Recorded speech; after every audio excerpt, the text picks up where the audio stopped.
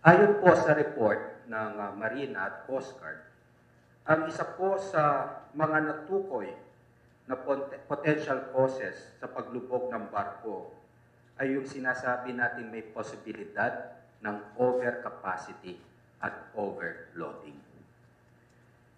Ito po ay dahil kapag may overloading or overcapacity, posible pong nagkaroon ng cargo shift doon sa mga rolling cargos ng vessel, ng MV Tricia Kirstine. At kung ang overloading po or overcapacity is the combined weight of the passengers and the rolling cargos versus dun sa actual na capacity na kayang buhatin ng barko. Lumabas din po sa investigation na hindi dumaan ang mga rolling cargos tulad ng mga truck at motorsiklo sa weighing bridge doon sa Pantalan. Ibig sabihin, hindi po natimbang ito, wala tayong actual weight. Kundi ang meron lang tayo ay informal estimation. May nakita din pong poor seamanship. Ibig sabihin yung competence ng mga tripulante. Lalo na nung nagsimulang pumasok yung tubig sa barko. Lumabas din ang inconsistencies, no? Which is still subject to further validation by the Coast Guard. Doon sa numero ng pasahero as per the passenger manifest, kumpara doon sa mga numero ng survivors or still missing at recovered. So yan ay talaga namang inaaral pa ng Coast Guard. Lumabas din po sa investigasyon po natin, sa report din po ng Coast Guard, na meron na po mga safety violations ang mga vessel sa pre-departure. Ganun pa man, pinayagan pa rin ito makapaglayag.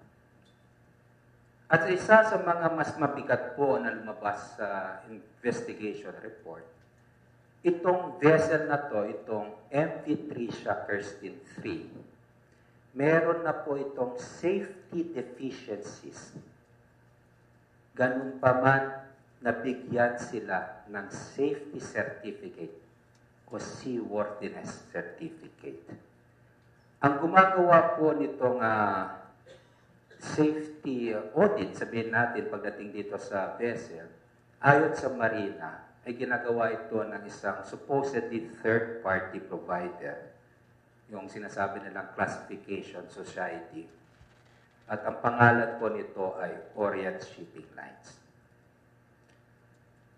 Given these circumstances, ulitin ko po, this is an interim and partial report. But given these circumstances, naniniwala po kami na meron na kaming sapat na basehan to give sanctions not only to the ship owner, but also to the Marina and PCG personnel.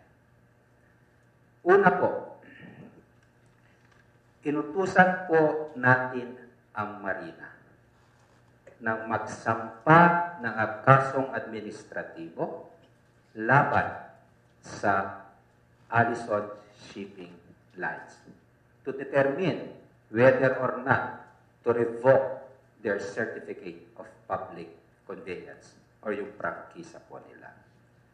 Kasama po din dito ang pagsasampa ng kasong administratibo laban sa mga tripulante ng MV Tricia Kirstine 3 at pinasuspinde na po natin ang kanilang Seaman's Identification Document.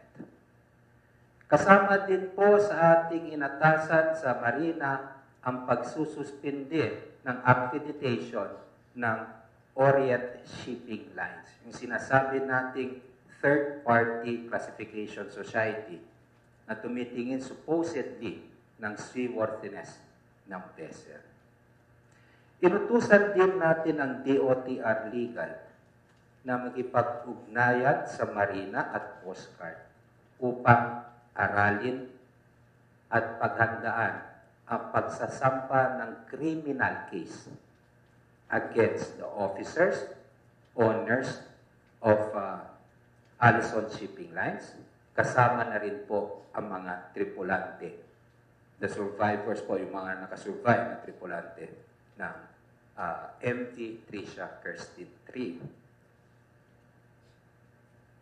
Tulad po ng aking sinabi kanina, sa utos na rin po ng Pangulo, importante po malaman natin lahat ang panig, mapag-gobyerno man o pribado, dito sa nangyari dito sa trahedya ng January 26, 2026. Kaya nga po, starting today, I asked Marina to file administrative cases and to place the people at their Region 9 Marina under preventive suspension. Ito po ay sina Regional Director